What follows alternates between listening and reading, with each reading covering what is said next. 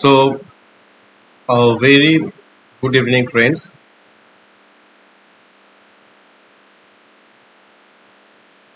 After a long time, I'm back in Facebook Live again. So, right now, I'm using new software for this live streaming. So, I'm not sure how the audio and video quality is. Let's hope it will be better. I don't know. This is the first time I'm using this software particular. So, why we're here today is like that. Let me I hope you can view my screen right now. Yes, you can. So I have started my photography journey in around 2016. So I've used couple of photo editing software in those years. So today I want to show you how to take your image and bring it on Lightroom and edit the image on Lightroom. The very basic few steps. So hope you will enjoy it. And if you are afraid that you have not used any kind of, you don't have any kind of experience in photo editing, have not used any software, so don't worry about, because in 2000 I started my photography editing on, as far as I remember, of 2017, and that point of time I really don't have any knowledge of any kind of editing software, photo editing software. I was on complete zero. So I was really afraid of using Photoshop, Lightroom, etc. But eventually I learned it, and at that point of time, on 2017, I used to pick up. I have picked up Lightroom and Photoshop for my editing purpose, and over that period of time, I loved Photoshop over Lightroom very much. So around 3 years, as far as I remember, in the last of 2020. I continuously use Photoshop for my editing purpose.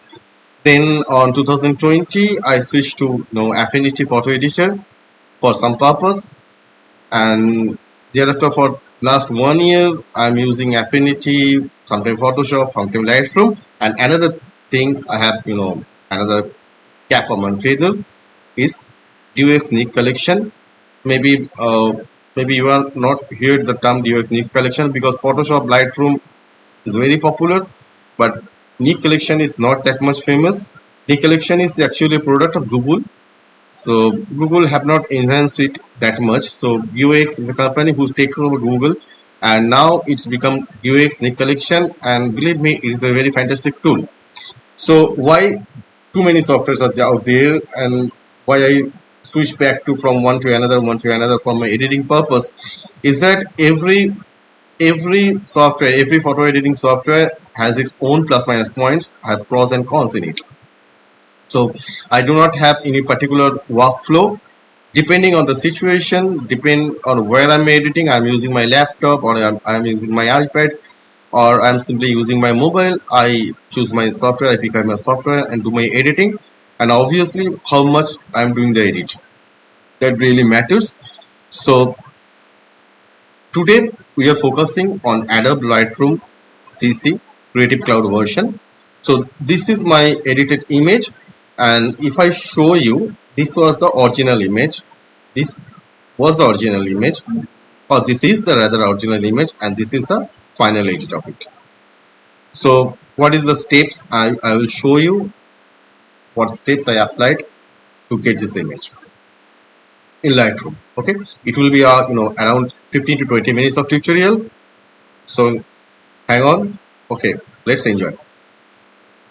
So for this purpose, Lightroom has a very fantastic feature.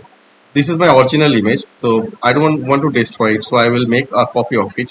So I will just duplicate one photo over here, and this is my original photo, this is my duplicate photo. I will bring it up. Okay, now for this picture, before you jump into the edit segment, you need to understand one thing. Okay, so what story you are going to tell by your image? Yes, you heard me right. every image has a little different story in it. So what story you are going to tell? You are a storyteller, right? So what story you are going to tell by your photograph? Okay. For this particular image, for today editing, I just want to give it this picture a mystic look, maybe a frozen mystic look. Okay. So this is in my mind. This is my story. Let me draw my story or tell my story to you. So for this image in Lightroom, first go to this. I will go from the edit panel.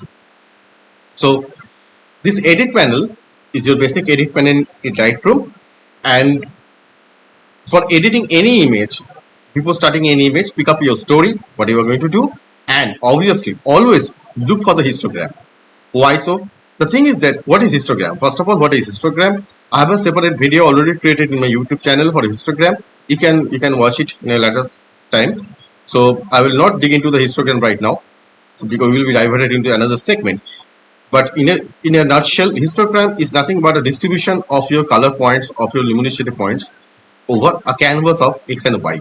So you can imagine this is the x-axis and this is the y-axis, and this is the statistical distribution of your color points. Okay, this is only histogram. Now, in this histogram, you have two sections. At the very left,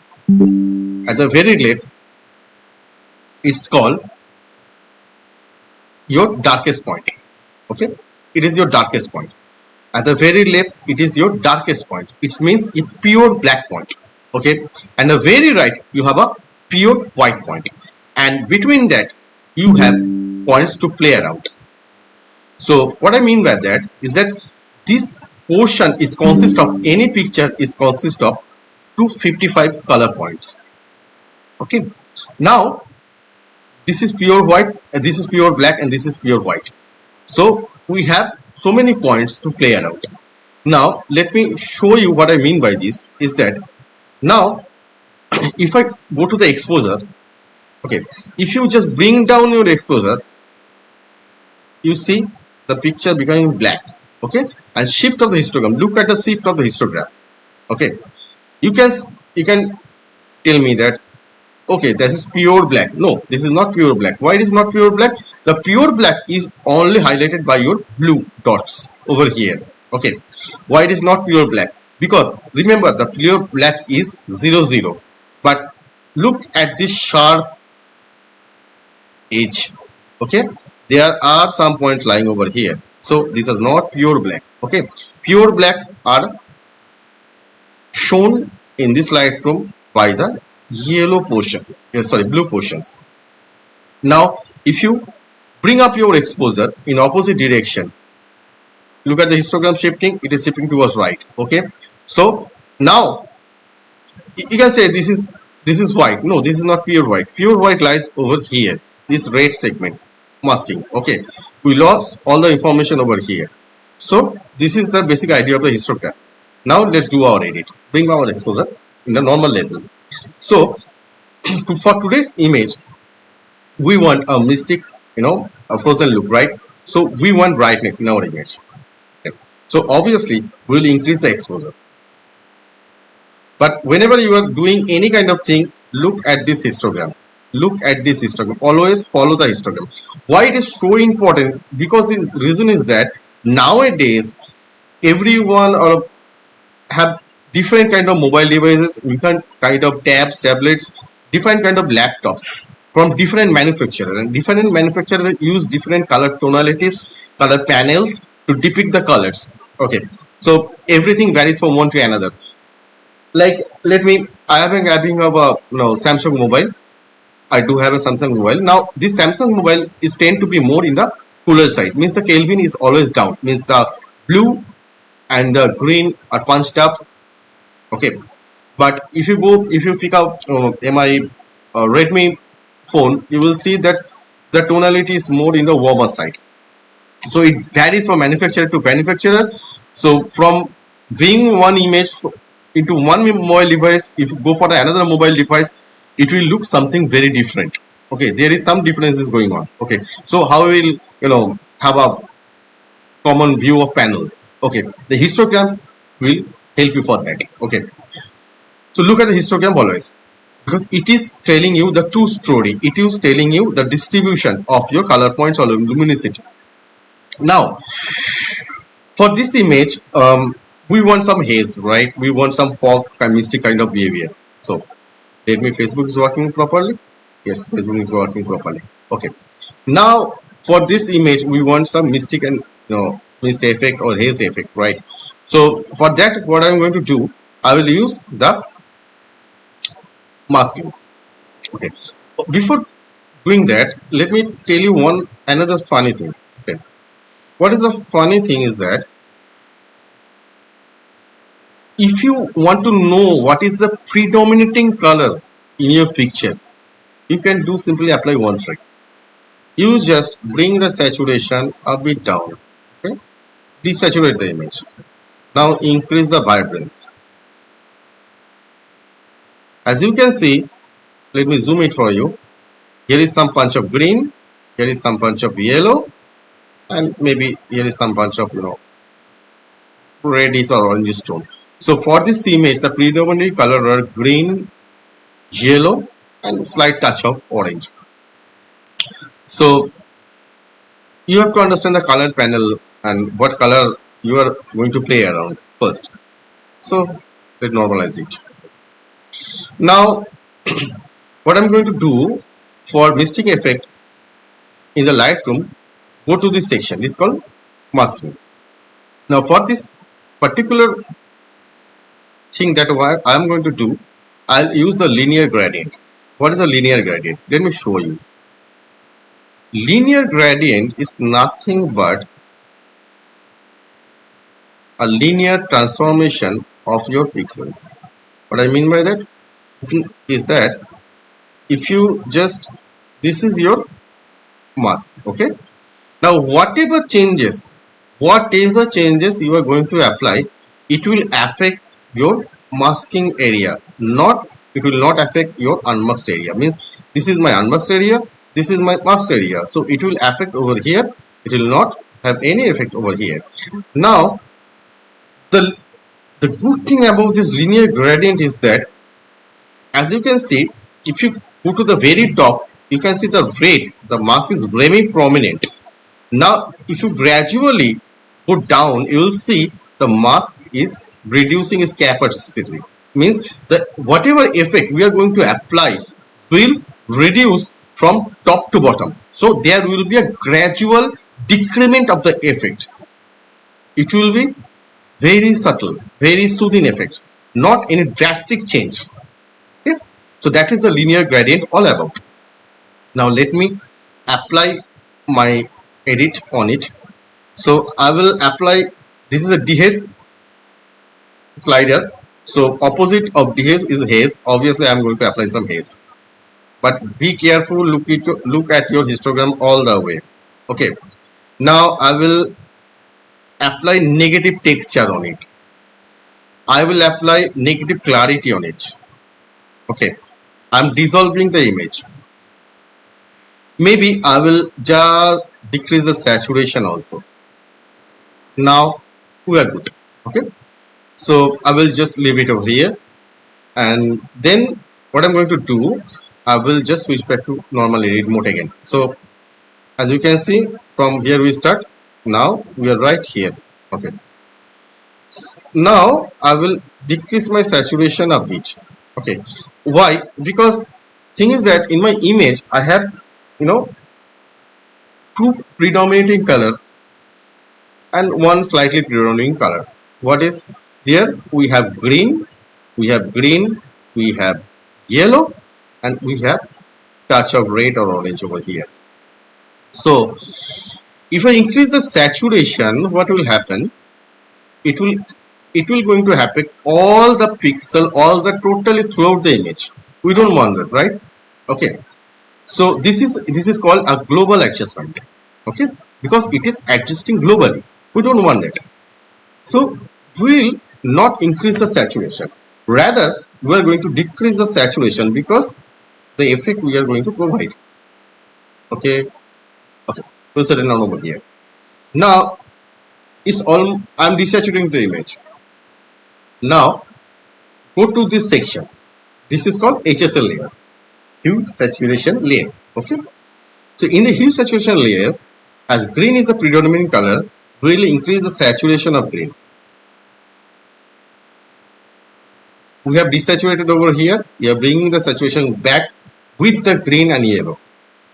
Actually, so we are targeting particular color tonality. Now, in a mystic frozen type of thing, you cannot expect green, right? You expect a greenish yellowish effect. So I will bring the hue of the green in the left side. So it becoming more yellowish. I will settle down over here and just removing the effect of the green. Maybe I will increase calm its bit of luminance also. Settle down over here. Now take the yellow. Increase the saturation of the yellow. Now see the color is again popping up and is coming back. Okay. So that is why we desaturate the image first. Because we are bringing the particular color tone saturation. Okay? We don't want any other distracting color in our image. So all done. Now pick the orange. I will increase the saturation of orange a bit, tiny bit, not that much. Okay, just tiny bit. Just touch it over here. Okay, and I'll decrease the luminance. Why so? Because the thing is that why I'm doing this. Because the thing is that as you can see, as you can see, obviously I will do the with the red also. What is the same thing.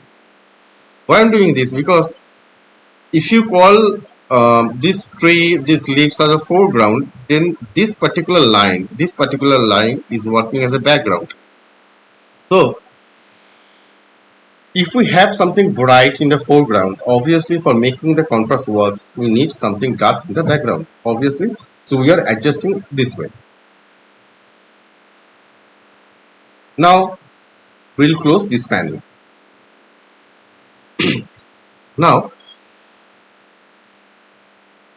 again we'll go for the masking. Okay, I'll bring the masking again. For this time I will pick another mask. It's called the color range. Okay, because remember we are targeting the green and the yellow. Okay, so green is almost removed over here. We are targeting the yellowish green type of. So we have to pick up the particular color we want to target. So we are bringing this color range. In 2017, back on 2017, Lightroom does not have this color range luminosity marks. Radial gradient, linear gradient brushes was there, and selecting subject, selecting sky also not there. So Lightroom has made a long way. So that's maybe that is the reason that I am again editing my images in Lightroom once again. Anyway, so pick up the color range. So pick this color what you are targeting. I am targeting this one. Okay. Now it will show you the, remember what I have told you, this is a mask. Okay, whatever things we are going to apply, it will affect this masking areas, but we don't want that much. Okay, so we will redefine our mask, so we can just tune our mask. See, whenever we are doing this, red is going up, the mask is removing actually. Okay, so we can tune as per our choice. Now we have selected this. Now we will increase the saturation a bit. Okay, we will increase the highlight also a bit, and maybe a hint of exposure, slightly, not much, slightly. I will settle down over here. Okay, we can also increase the saturation we have done. You can obviously, as it is a yellow, so we can warm it up a little bit warm up.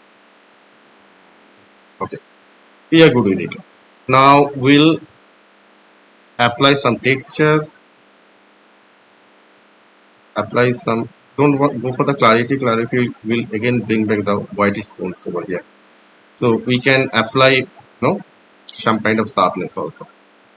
So what actually we have done is that we applied the dehaze in the background, and we are applying more sharpness and more texture on the foreground to get the effect. Okay. Now, and why we are picking this particular portion and bringing the exposure up or saturation up is that for this image you can understand the light source is coming from the very left top of the image. Okay, now if I draw a line over here, then the light is hitting just here and maybe just a little bit of here. Okay, that is the reason, that is the only reason I bring this up. Okay, so this is a little bit of physics. For doing an edit, for any photography, light is the most important thing, and you have to understand the path of the light, obviously part of the physics. Anyway, so let's apply another mask, another color range. We want to have another color range. This time I want to touch the touch this section a bit. So I will again refine my marks. I'm happy with it. Okay, then for this I will bring the black a bit down, just getting the contrast back again actually in the image. Okay, that is the whole purpose. Maybe a texture a bit. Don't touch the clarity slider, it will give you the more brightness. I don't want that, right? Maybe a sharpness a bit. Maybe our anti haze means that dehaze a bit. Remember, we applied the haze, now we are applying the dehaze, the reverse manner. Okay, maybe saturation, saturation a bit. Okay, leave it. Okay, we are happy with it, right? Now what I'm going to do, I will switch to the normal mode again. Now this picture already looks fine. Okay, so we started from here to right now here. Okay, so hope Facebook is working. Yes, Facebook is working. Anyway, so right now what we are going to do is that we are going to leverage the most powerful tool in any kind of photo editing software. Yes, you hear me right, friends. The most powerful tool in any kind of, be it in Photoshop, be it in Lightroom, Affinity, UX collection, take anything. The most powerful tool in any photo editing software. You know what is that? That is Curve. I like the Curve very much. For that, it's a fantastic and the most powerful tool. Let me show you what it can do. So for Lightroom, you will get the Curve in this section. Okay? So go to this curve. Now this is your luminosity, this is your red channel, this is your green channel, this is your blue channel. So there are three primary colors, RGB, right? And one is luminosity. Now if you take the blue channel first, I will take the blue channel. Opposite to blue is yellow. Okay, so let me show you. If you just play around it, you can play around the curve. You just as you remember, this is the most brightest portion, this is the most darkest portion of the image. So this is the mid-tone, this is the highlights, this is the shadow actually in. So if you just bring your blue to more yellow, as you can see, the top of the means the highlights will become more yellow. We don't want that, right? So we will reverse way. We will have to go for the reverse way.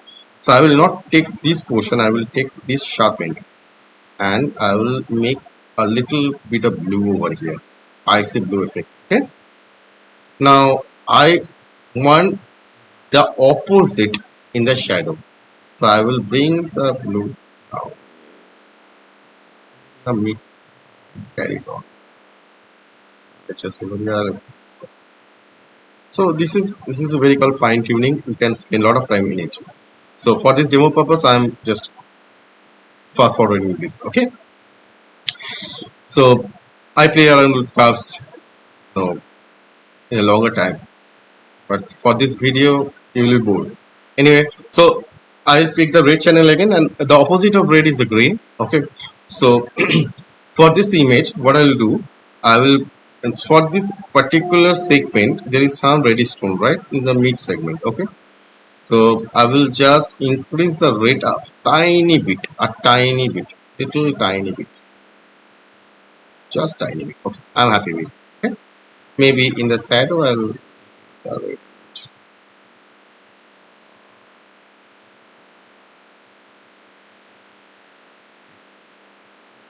Okay, now I will pick the green, the last channel of mine, and obviously I want some green. Maybe that's completely, maybe I will just maybe break the green over here, not here.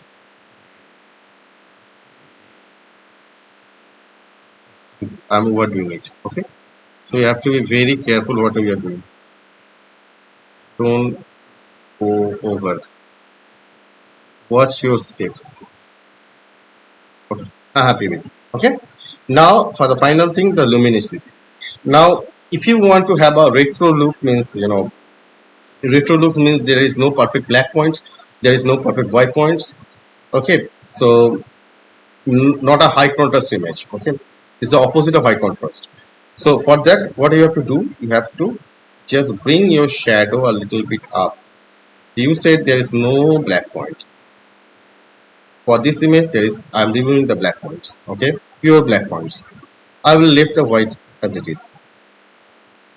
So I'm happy with it. Okay, so with the curve, without the curve. Okay, so this is the thing. So I'm completely happy. So let's close it. Okay, now the final thing. Now Lightroom has a very effective thing called vignette. What is vignette actually? Let me show you what is vignette actually. Um, let me show you what vignette can do actually. So it will find, you will find it in the effect segment. So what vignette actually does, let me go to the, if you go to this section, so the outer segment will be white, and if you go in the reverse segment, then the outer segment will be, black. So it actually, what vignette does, vignette actually draws the viewer eyes to the center of an image. Okay, so you want that, but I really personally don't like no, the way the vignette is being applied in Lightroom. So there is another way. You just leave the vignette slide. There is another way. I'm going to show you how you can apply vignette in a much smoother way. So go to the masking again. Okay, pre. Okay, before vignette, let me try another thing. As you can see, the branches over here is almost dissolved. Let me solve it. Okay, so I will just drag a radial gradient over here, and I will just bring back the texture a bit, maybe sharpness a bit. Maybe I will just drop the black a bit, so it become prominent. Okay, so I think it's fine, right? Now we are talking about the vignette. Let's pick up the radial gradient. Now draw the radial gradient over. Let me draw it first. Let me be happy with my radial gradient. That's it. Okay. Now we have the radial gradient over. Now remember what is radial gradient? Radial gradient, it actually applies the effect in the very center. Okay. So my effect will be applied over here, but we don't want that, right? We want some kind of, no, we want to draw the attention of the viewer to this subject. So we will use this particular radial gradient in a reverse manner. So how I'm going to do it? I will just click over here, right click over here, and invert the gradient. Now see, The middle portion is not selected. What is it is picking up? It is picking up the outer segment that we really want actually, right? For applying our vignette kind of effect. So now thing is being selected. Now you bring back your exposure a bit. That's it. Pull it down. Okay. Maybe not that much. Not that much. Maybe a tiny bit. Not that much. This is okay. Okay. Now you just maybe you want kind of ethereal look, maybe a soft dreamy look in the edges. So just dissolve the texture, dissolve the clarity. Okay. Maybe you can decrease the saturation a bit also. That's all depend. Maybe you can increase it also. It's up to your choice. Okay. So it's all your choice how we are going to represent your image to the outer world. Okay. So here it is. The kind of vignette has been done, accomplishing by the masking or radial gradient. So this is done. So we are almost done with our image. Now, if you want, you can obviously, desaturate it, your image as per your choice. It's all different. You can go to adjust the final. You can just desaturate. Maybe a tiny bit of vibration. You can play with it. So it's like that. And apply the tint also. So maybe if you feel that yellow is too much, then go for the local adjustment and bring the saturation of the yellow down. It all depends. Really all the matters. All depends. So we are done with our image. So we are done with the editing of our image. So compare it with the previous one. We started from here. This was our actual image, and we came up with this. Okay. This is our actual image. Came up with this one. Okay. Thank you, my friend. Thank you for watching my video in Facebook Live. And if you, I will try to come on another time to show some of editing tricks. And some people called it photo manipulation, but I really don't believe it a photo manipulation. It's your own canvas. How you want to represent the picture, it depends upon you. It's your completely personal choice. So if you know how to manipulate, then it is not. I don't call it a manipulation. I call it a simple editing. Okay, to represent, because why we need this, because is that in any DSLR, if you pick any DSLR, okay, any, pick up Nikon, Canon, Sony, pick any combination of a lens and camera body, the true color of the nature never going to be captured by any kind of any kind of camera or any kind of device. That is impossible. What human eyes can see, the camera can never pick up. The dynamic color range is much higher in human eyes. So we need to, sometimes we need to edit it, sometimes we need to bring the best from the image. Okay. So thank you, my friend. So time for say goodbye. So good night. Okay. Maybe we'll meet another time. Bye bye.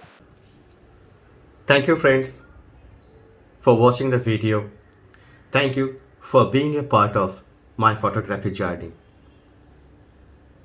So if you already have subscribed, then please put your likes, put your comments, put your suggestion. Even if you have some queries, put it there, just throw it there.